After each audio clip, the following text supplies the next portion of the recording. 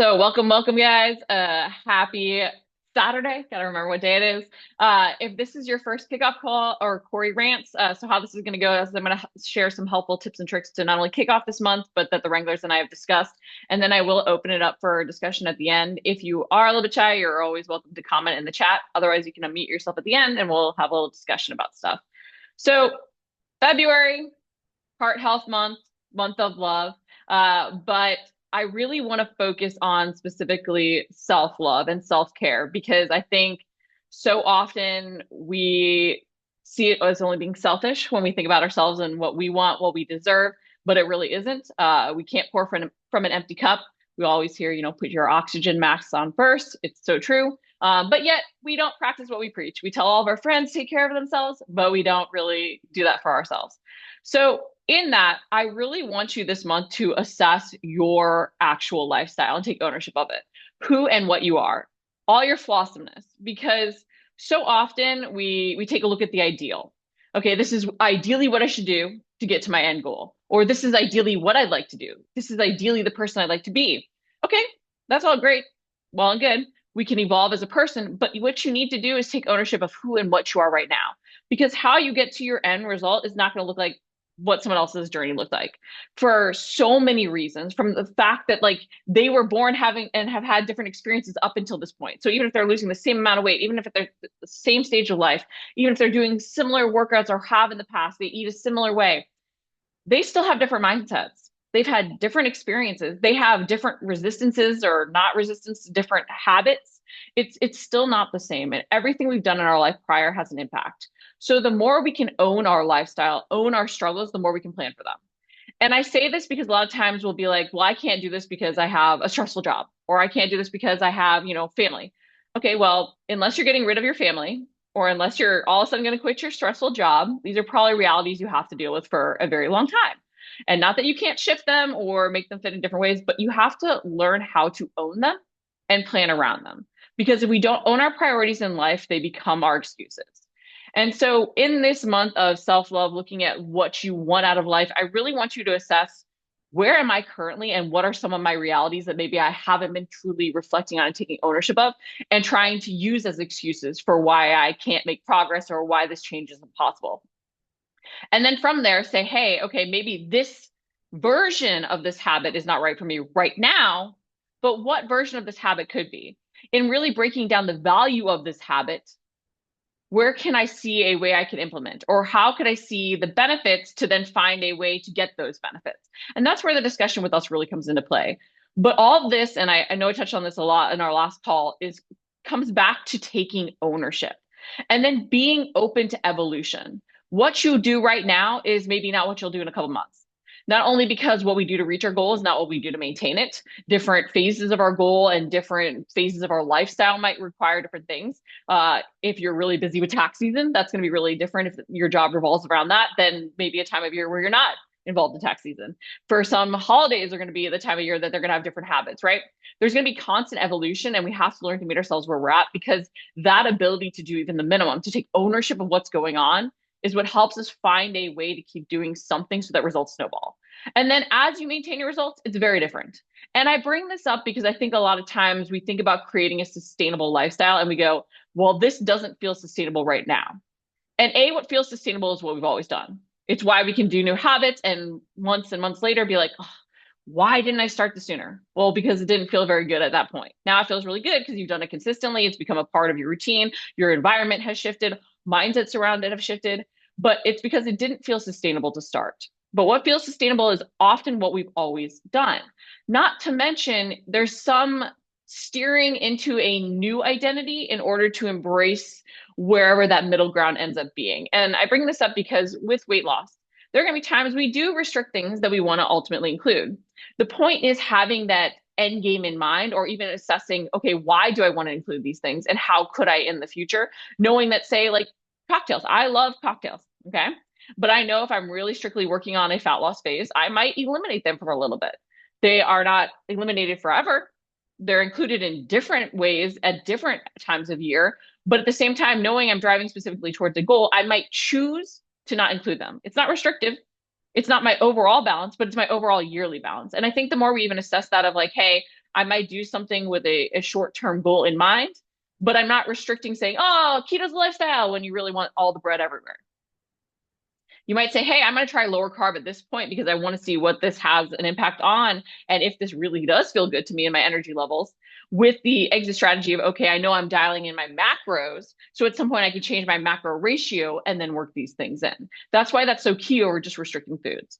But really own your lifestyle and even own there's going to be evolutions in it. And what you're doing right now, you might have to at times choose to make a harder choice, choose to make a sacrifice, and even know that that sacrifice is truly that self-love or that self-care, as weird as it sounds. Because I think a lot of times we go, I had a hard week. I deserve all the Oreos in the cabinet. I deserve this night out, right? Okay, well, you also deserve your goals. What ultimately will get you there? What sacrifices short term are you willing to make to get what you deserve, to take care of yourself? And that's really, really key. And so with this month and taking ownership of your lifestyle, taking ownership of the evolution, I want you to even think of, what do I want more of in my life? Like ultimately, what do I want more of? Not only from potentially the daily habits to the monthly habits to the yearly things you get to do, but also what do I want less of? And this is where the hard assessment sometimes comes into play, where sometimes we have to assess, are all the people, environments, habits I have that might feel really comfortable, that I might think I like, really serving my ultimate goal? And it's not easy to evolve past certain things or accept that evolution, but often it's very key. And a lot of times we even think like you've changed is a bad phrase. It's a good phrase. You are changing every single day. Your hair is getting longer. Your nails are growing. Your skin is being shed. You are changing technically. It's a microscopic level every single day. What we're trying to do is control the direction of that change so that we're pursuing what we actually want out of this life. Because you got this one life to live. And I'm sorry, like everybody's going to give you their opinion of what you should be doing. And part of that is because they like the reflection potentially that you are giving back to them. And I can tell you, no one's going to agree on the definition of you. I can see it on posts. I'll get very different interpretations of who I am on the same post. But ultimately, the only definition that matters is my own. You define you. So you need to think of what you want more of in your life and what you want less of in your life. Because if you are not taking care of you, you're not going to be able to take care of everybody else. You're not going to be able to inspire anybody else. And it really is leading by example. Like we can't ask people to do things we aren't willing to practice what we preach. So I would really urge you this month, if you want to inspire your family, if you want to make a change for your family's health, if you want to inspire your friends, if you just want to be able to get out of life all that is really possible, because you do have this one life to live, really assess, what do I want more of? What do I want less of? And I would reflect even during this month, make it an activity to do every single day. What did I enjoy in my day that I want more of? What have I said I wanted more of that I did not do? What do I want less of that is taking up my time and not actually contributing to me moving forward? Because we have a lot of those things in our life. And then even with that, you'll start to see, hey, I want to read more or I want to listen to more podcasts. And I can tell you this was one of the biggest changes. I said, I want to do more education for myself this month.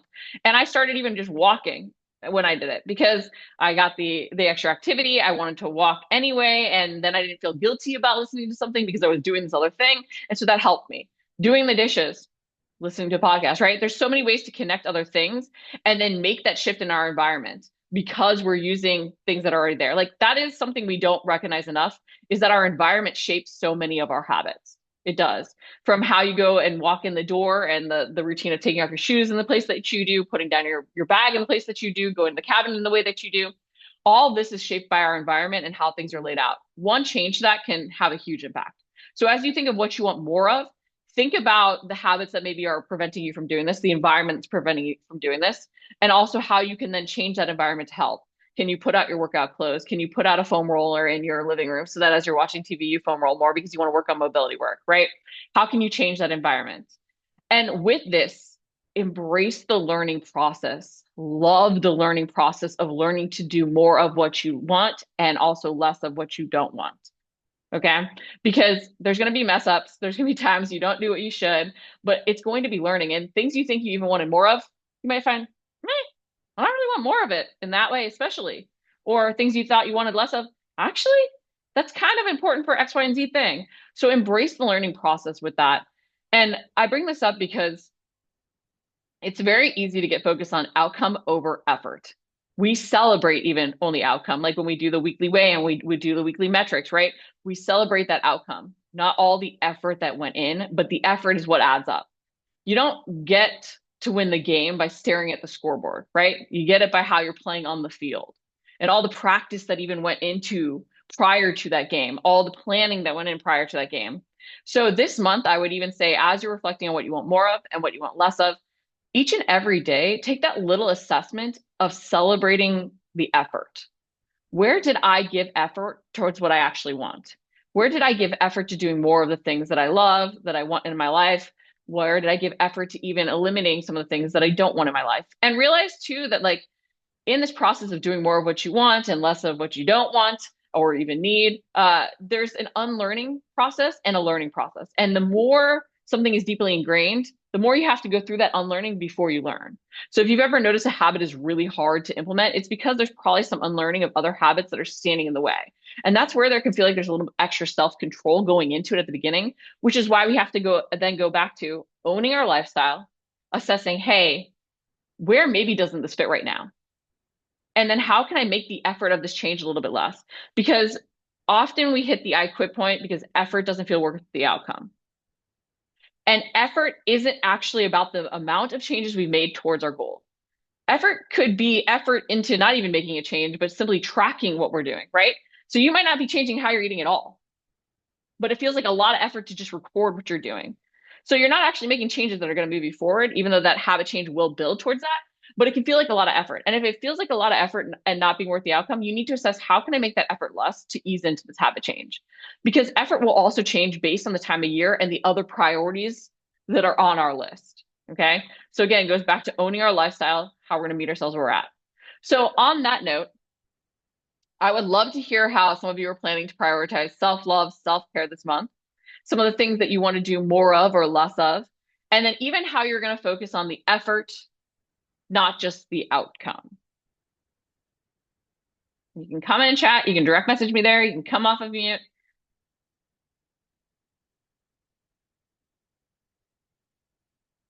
You can stay silent and I can stare awkwardly at all the little squares on the screen. Hi, Corey. It's Margarita. Margarita. I'm driving, so I'm going to talk instead of type. One thing that I'm going to do for myself for self-care and self-love this month is to use the tools in my toolbox more consistently when I'm dealing with emotional things that cause me to self-medicate in ways I don't want to self-medicate. So I tend to go towards the candy, the sugar. And so I've got all these great tools in my toolbox, like using herbal teas, taking a walk, using the water, and reminding myself in those moments where I'm like, I just need a candy bar because I can't take this anymore, and stopping and saying, Margarita, I love you. You need to go take a walk or you need to go get your tea, and just making that a moment of sort of self-love. Because I love myself, I'm going to do this thing instead. And so rather than thinking of it as a restriction, like, oh, I can't have the candy bar because I don't, I don't want the calories or whatever. So that's what I'm going to focus on this month. I love that. And I even think creating a mantra around that, some reminder, because what we don't recognize is how often we feel better for doing something that our long-term self will also thank us for. And not that like there aren't times where we're like, hey, you know what, having fun right in this moment and doing X, Y, and Z thing is fun, right? It is actually beneficial. So often we do it for the momentary gratification, but really the guilt or all the other things are what end up being what we remember from it. And so remembering or making the choice as to, is this one of those situations where saying, hey, I want to do X, Y, and Z thing will move us forward long term, or is it one of those things that it'll move us backwards and create other emotional things that long term won't be good? I love that reflection, that ability to pause, but even celebrate that you are giving yourself this opportunity for choice. Like we don't in the moment, we say, oh, I'm going to have this thing instead. Okay, but celebrate that you have paused your brain in a pattern that potentially has been a really hard one to even recognize that choice. I think that celebration of even that act, sometimes you're like, yeah, I'm awesome. And it feels really good. I love the analogy about stop letting the scoreboard rule. If I feel better and I'm moving more easily, etc., stop focusing on the scale number, change the focus. Yes. And I'm not saying we don't want specific results, but so often getting very focused on the scoreboard, like think about it. Like if you see that you're losing on the scoreboard, what are we always told not to do? Play like play not to lose, right? But when you see that weight not change, we then play not to lose. We either sabotage ourselves by saying, "Well, I'm going to lose anyway," right? And then we don't care, or we end up playing timid. We do other things that we shouldn't be doing, which ultimately set us back, and we end up losing because of those things. So I would tell you to play not to, or don't play not to lose, play to win. And that means saying, okay, if the scoreboard didn't change, where can I go back to practice and change how I'm practicing? Where can I see opportunity in maybe dialing in my macros a little bit more? Or where could I assess, has my meal plan or timing changed? How do I actually feel on this ratio? How are my workouts actually going? Okay, does it need more time? Because guys, I know this is not the answer people want to hear, but what you've done potentially to get into your situation is not going to be reversed in 3 months, 6 months. We actually do often lose the weight a lot quicker than we put it on. We reverse a lot of the metabolic adaptations a lot faster than they actually came on. But a lot of times it takes even us not stressing about it to have those hormone levels be in the place where we can embrace all the little nuance of things. We can see all the little opportunity and things we aren't doing as consistently as we think. We can let that feeling of effort not sabotage us. So I really like you focusing on those things. And I think even every day, focus on one place you gave effort, one place you gave effort that you know is going to drive you forward. And even in that, celebrate one room for opportunity. Look for something to be nitpicky. Like that's what I do with myself. I'm like, okay, I'm celebrating my win, but I'm also going to celebrate a little area where I could have done better. And not because I'm trying to make myself feel bad about not being perfect, but because I also want to always keep myself grounded in that there's a little bit more that you could do. Because I think that sometimes makes me realize like, oh, am I actually giving the effort or am I just stressed out with something else? And that's where I can then even reflect on some of those other things and what other habit changes might be needed. Stop spending so much time on Facebook to relax and then saying I didn't have time to do something that would contribute to helping me. Agreed. Hey, you know what? And even in that, like this sounds really weird, but sometimes I like to own things that we like to do, right? Like I like to own that I want a dessert, plan it in. So let's just say right now you're like, I really do like going on Facebook though. Hey, you know what? You can only go on Facebook if you're walking. Just saying. If you want to get in your steps, you can only go on Facebook if you're walking. We can sometimes use those things to our advantage. My mantra is do what your body needs. That's super important since I have MCAS and lots of food sensitivities. Some foods are healthy and I love them, but my body doesn't. Prioritizing foods that my body responds to well is my form of self-care with self-discipline. I love it. And I think that's one thing we don't often recognize too, is that like, I mean, it's hard to think long term. It is. Like it's very easy to get caught up in the instant gratification and or specific goals we want instead of focusing on are we sleeping better? Are we feeling better? Are we fueling our body to heal? Are we addressing actually things that make us feel better? Even sometimes where there's a struggle to find that certain things cause specific symptoms or maybe make us react in specific ways. But I think it's really that self-assessment of like, what am I doing to move myself forward? And celebrating that every single day. Like even in, hey, I did have something that I really wanted, but didn't make me feel very good. So in that assessment, I'm going to say, okay, I'm reflecting on this. Why? That's the one thing I want us to dive into too. Why? Why did I not do something that I am now as proud of as I would like to be? Instead of judging yourself, just why? We want to fail forward. Okay. So if you do that and say, hey, what happened in this day? What in my environment even shaped this response or defaulting back into this old pattern? Because that's how we move forward. I mean, we're human, we're flawsome. We're never going to be perfect, but we can always learn, we can always improve.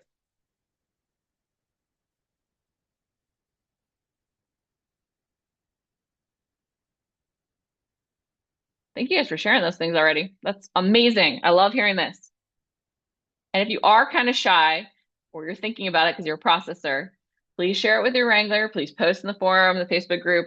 Guys, I know it can be a lot of us can use the excuse of, oh, I'm a lurker. I don't post as much, but it's that accountability and sharing.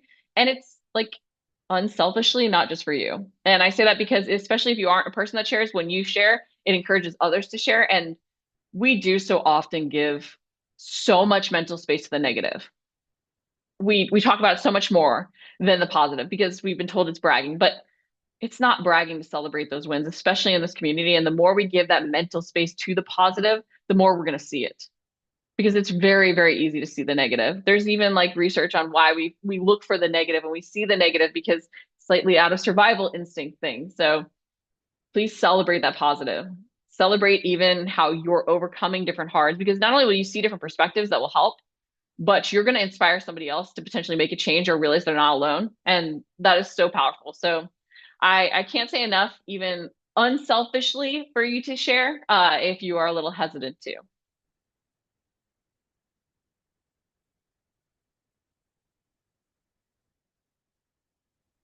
Well, on that note, if no one's going to comment anything else or unmute to say anything, I will let you all go about your fabulous Saturday.